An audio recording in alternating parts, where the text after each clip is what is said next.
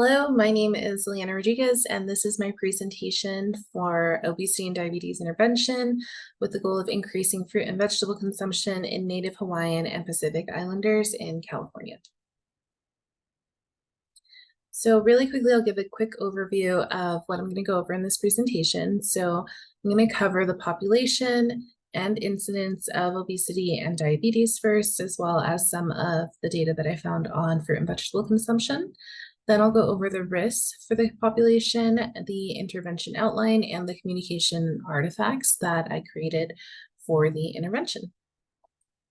So starting with the population, Native Hawaiians and Pacific Islanders previously were not segregated out from the Asian category in federal programs. So up until 1997, we really didn't have a lot of data on this particular group. But now that we do, we have found that they are disproportionately affected by chronic diseases like obesity and diabetes.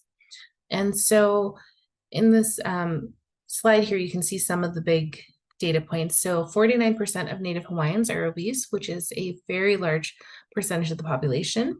It makes them 30% more likely to be obese than non-Hispanic whites. In one study, 99% of respondents who were part of that NHOPI population responded that they eat less than one serving of fruits and vegetables per day. In another study where they were asked to self-report incidence of diabetes, 51.99% of respondents did not know that they had diabetes until that same study did testing and found that they did in fact have diabetes. So it just shows and speaks to the fact that there may be a higher incidence than even we're aware of. 19.8% of the NHOPI population has diabetes, which is comparable to the 8% of non-Hispanic whites who have diabetes. So you can see that it is almost more than double. So it is 2.5 times more likely that they have diabetes. So some of the risk factors associated with obesity and diabetes, these are well studied in the general populations. Nutrition decisions are really at the top. So eating a high calorie, high fat diet, and in the case of the NHOPI population, island foods that tend to be really calorie dense are risk factors for obesity. Sedentary lifestyles as well as genetics also play a role. So outside of those risk factors for this particular population, it's important to look at the cultural and traditional factors that also play a role in this, especially when looking at the health belief model and trying to identify perceived risk and severity and self-efficacy.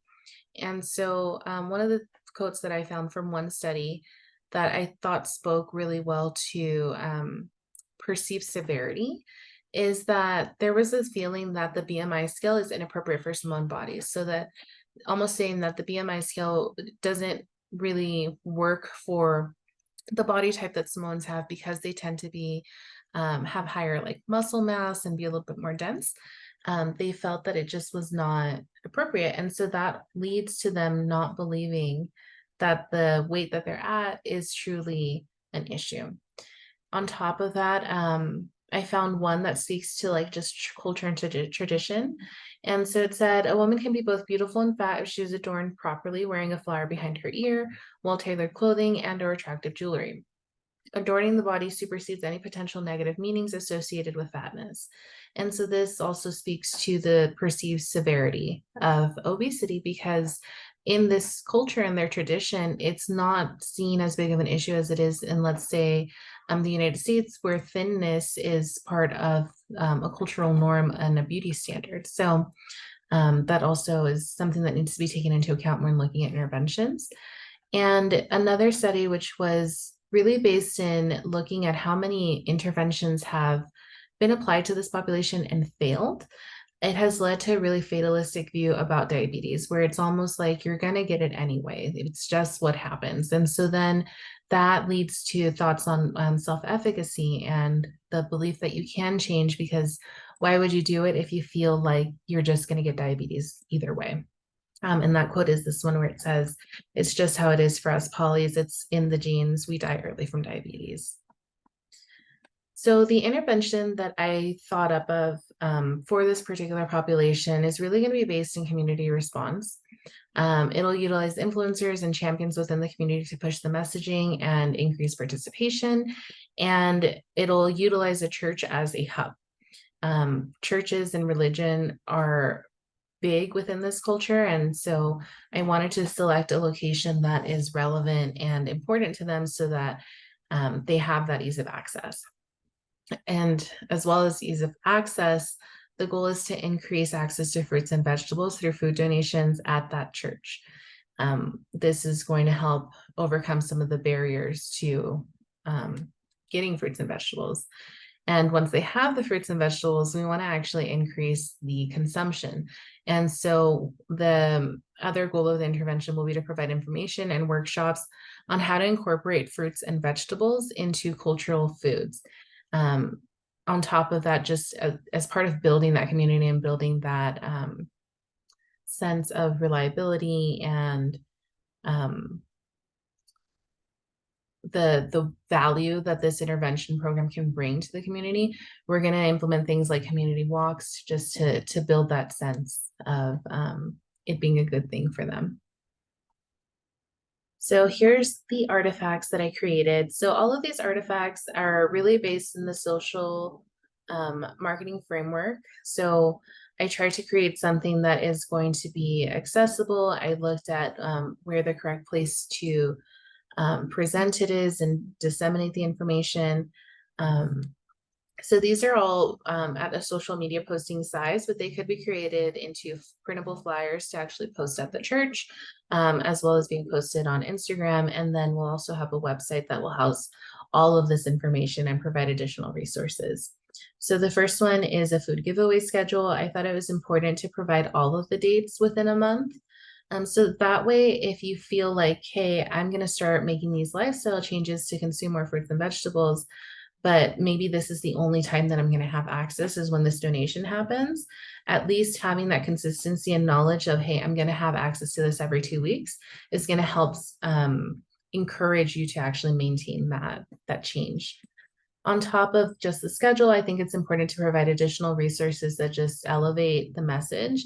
And so I have one here about the benefits of fruits and vegetables.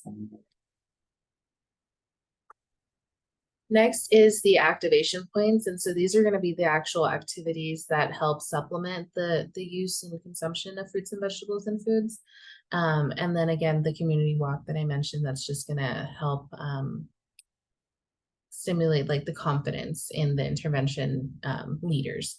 And so the community walk shows some of the good reasons to go for a walk. It also shows consistency in that Tuesday and Thursday, and it also welcomes families. Since it is a very community-based population, I think it's important to also mention that you can bring your family along with this process. The cooking class that's listed here is meant to increase the consumption of fruits and vegetables by showing them how to incorporate it into their classic Polynesian meals so that it is culturally aware. And lastly, I have a posting that I would use on the social media site. And this is not necessarily referencing fruits and vegetables or anything else like related to obesity, but I think it's important to alternate postings on the website and on Instagram between the activation points for the activities, the food donation, and also just providing infographics so that the content receivers feel stimulated and see some diversity in posting and don't unfollow. So those are the artifacts, and the rest of this presentation is just my reference points. Thank you so much for listening.